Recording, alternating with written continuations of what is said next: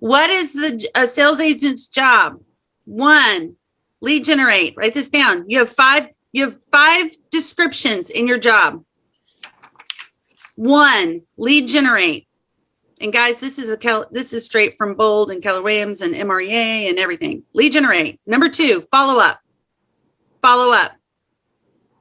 Number 3, set and go on appointments. Set and go on appointments. Number 4, negotiate contracts. Negotiate contracts. And number 5, script practice and role play. You must practice your craft to get better. So I did not say go on inspections. I did not say put listings into MLS. I did not say do the transaction coordination. I did not say all of that, right? So you can pay someone to do those things if you are looking to grow your business.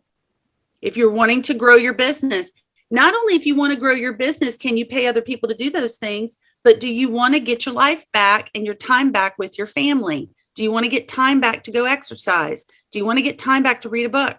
Do you want to get time back? I love that. Well, you know what? Overwhelm is another way of saying uncomfortable, right? And when you push a little bit harder to get a little bit more overwhelmed, then you do exactly what you're doing, Janine. You figure out what happens is when we get a little bit overwhelmed. Now, there's two things around overwhelm, okay? You can be overwhelmed because you're overcommitted. All right? Like I was coaching with someone yesterday and they were like, I've got everything on my calendar scheduled out. And I said, do you have breaks in there? No. Do you have drive time in there? No. Well, we're already going to be in overwhelm because our schedule is unrealistic. We're failing before we even start, right? So what a little overwhelm does, though, when you're starting to put new practices in place, like Sandy was talking about and Janine's talking about, and it's getting a little bit uncomfortable because we're having to be more structured. We're having to live more by our schedule. And then when other things interfere, we're aware that we are letting things interfere with what is the most important thing. But then we also have clients we have to take care of. So Janine, we will continue to work on strategies for that. We will continue to work on strategies for that because there is strategies. And remember, it's progress, not perfection. So the one thing you just said that makes me happy is you're like, I get up every day and I've got a schedule now and I'm aware of what I'm supposed to be doing to have more success. That is the best thing you said the whole time. If you get on the phone with somebody and it pulls you out of your schedule and different, okay, we'll work on that.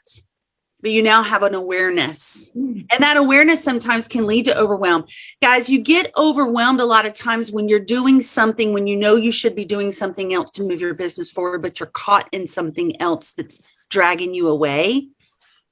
That can also create overwhelm. Does that make sense, Janine? Yes, 100%. Yes. So overwhelm is okay as long as it's helping you grow. Okay. So in the chat box, Sandra asked me to repeat the journaling questions. Denise says, especially when buyers are at risk of getting snapped at. We want to be careful not to snap at them or let them get snatched up by someone else. Amanda says, learning what your strengths and weaknesses are to help you grow. You know what, Amanda, that is awesome. Thank you for sharing that because that's been your walk for a while, right? Yeah. Yeah. So tell us a little bit about what you've learned this week about your strengths and weaknesses that are helping you grow. And then we're going to jump into some stuff around video.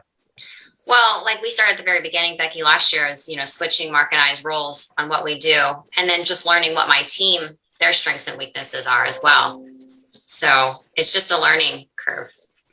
Yeah. You know what I love about what Amanda said is Amanda went from just her, then it was just Amanda. So in the last 2 years, Amanda's gone from just Amanda, kind of, sort of, to then Mark joining her full time. And now it's Amanda and Mark, her husband. Now they have Cindy. Now this is in 2 years. Now they have Cindy, actually like a year and a half.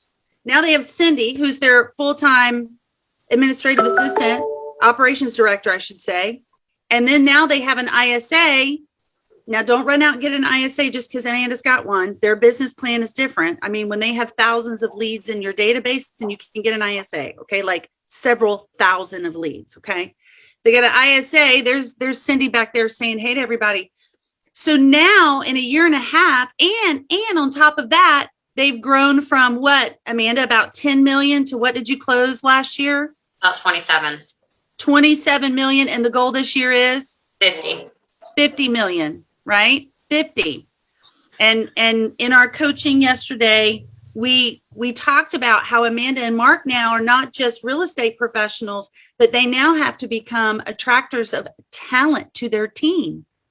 So now they're growing in a whole nother level. Guys, it's just a level on top of a level on top of a level, right? But the growth can be painful and at the same time it can be fun. And on the other side of that is everything you want in your business and in your world. Okay.